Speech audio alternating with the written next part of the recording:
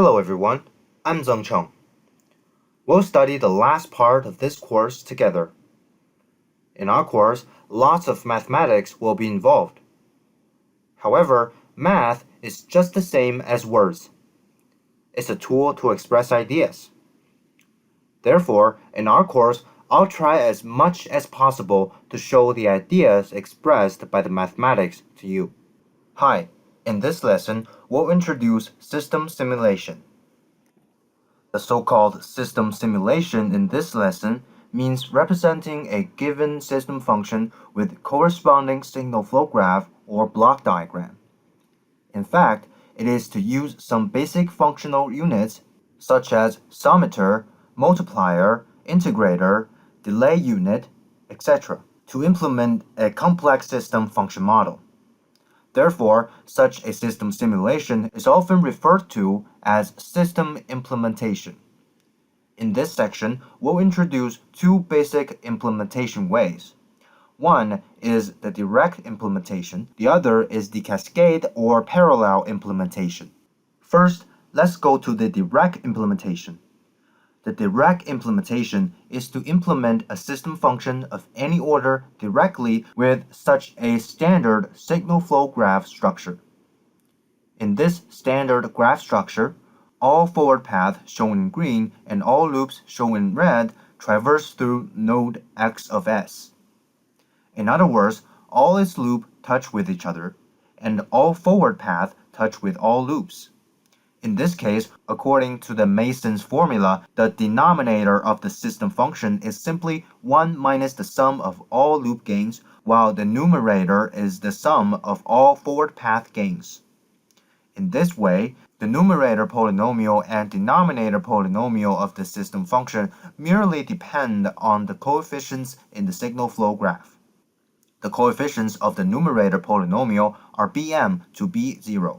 And the coefficients of the denominator polynomial are from negative an minus 1 to negative a0. Such a standard signal flow graph can also be transposed.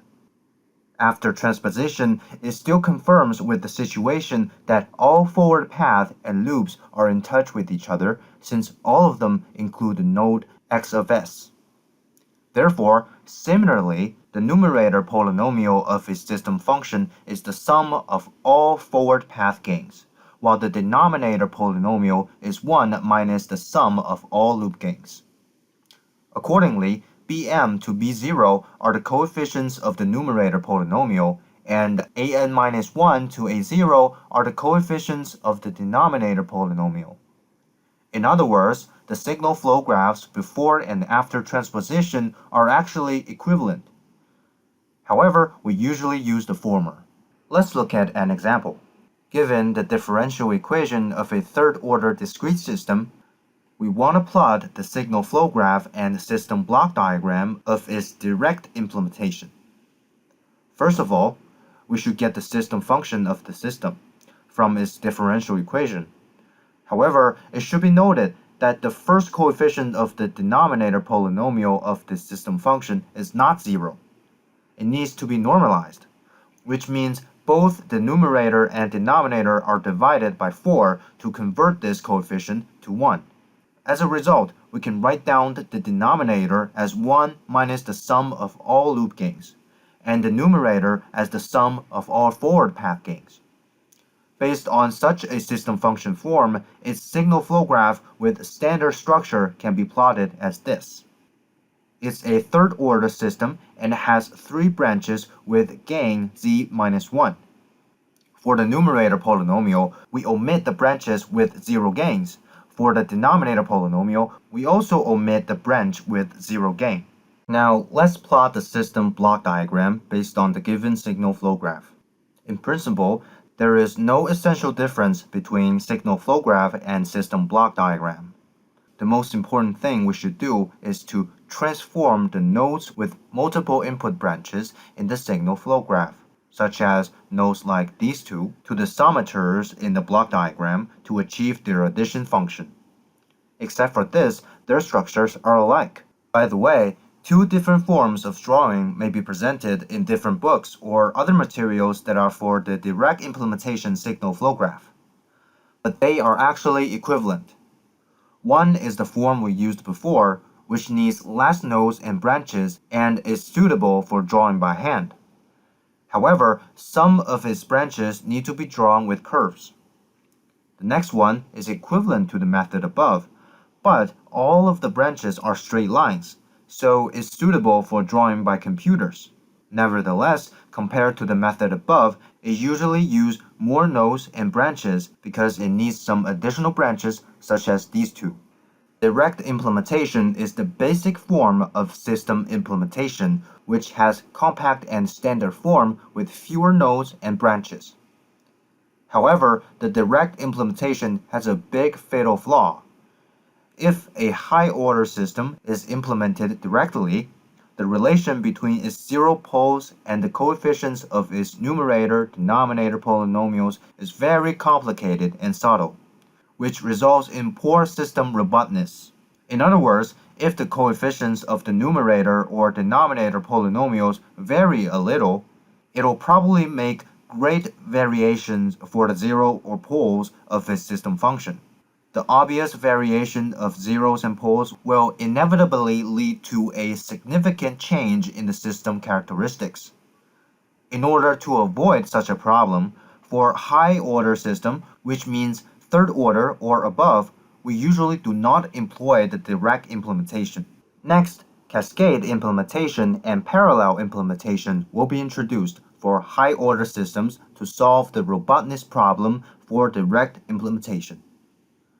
The cascade implementation is to decompose the system function of high-order system as the product of the system functions of several subsystems.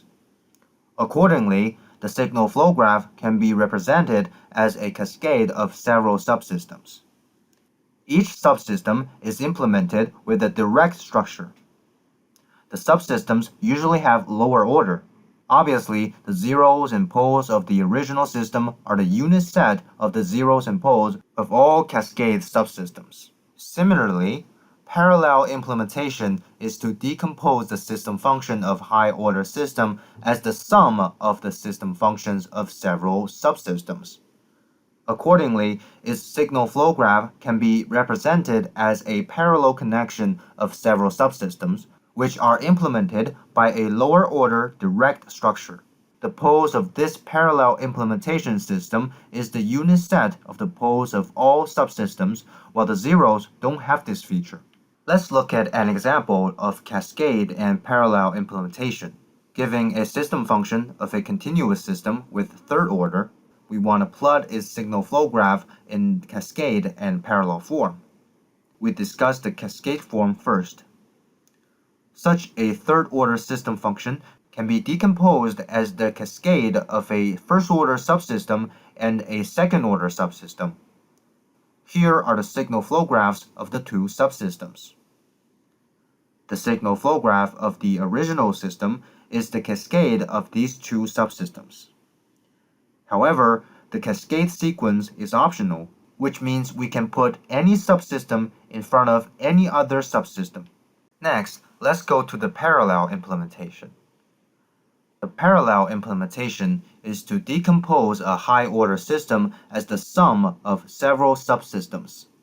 In other words, we can use the partial fraction expansion to decompose the third-order system into the sum of a first-order system and a second-order system. Here are the signal flow graphs of the first-order subsystem and the second-order subsystem. The signal flow graph of parallel implementation is to connect these two graphs in parallel. The structure of cascade or parallel implementation has the following features. First, the subsystem usually employs the simplest form. In other words, if the poles and zeros of a system are real number, it can be implemented with a first-order subsystem. While for conjugate complex zero and poles, second-order subsystems are usually adopted to ensure that all coefficients are real numbers.